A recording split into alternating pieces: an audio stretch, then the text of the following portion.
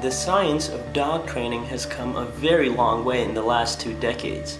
In this video, I'm going to show you how to begin to positively motivate and train just about any dog. No matter how simple or complicated of a task you want to teach your dog, it is very important that we coach them to learn not because they have to, but because they want to. An excellent question that I get asked a lot is, how do I start training my dog? We can start teaching them as soon as we have something that the dog wants. Now, different dogs have different preferences, but I find that food is the strongest motivator for the majority of them. Now, I like using food because it is very quick to reward your dog with. I also find that it's very useful to use with dogs that at first are relatively more easily distracted. I think the #1 criticism of using food in training that I hear is when people say, I want my dog to listen to me whether or not I have treats on me. If I use food, they will only listen when I have food.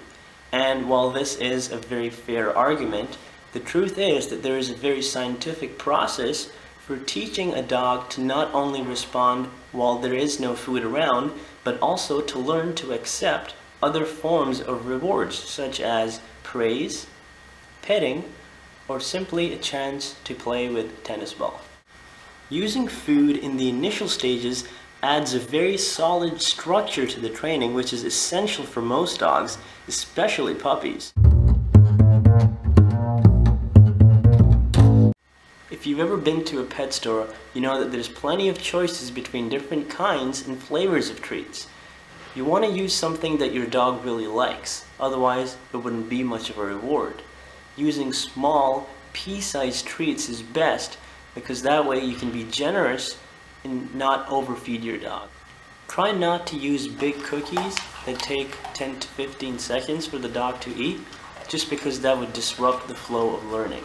Something else to keep in mind is to use a variety of different treats. If you always have the exact same treat, and at the park one day you're competing against a squirrel over there, the squirrel might win that one, or lose, depending on how you look at it. But if you have all these different treats, then that's going to hold their attention a lot better, not knowing which one they're going to get next.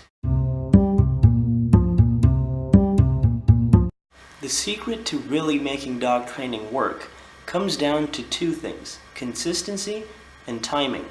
Using a marker like a clicker allows us as trainers to have perfect timing.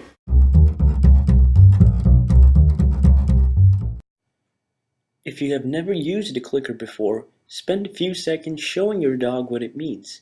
To do this, simply click once and give your dog a small treat. Repeat this 10 to 15 times. It should look like this.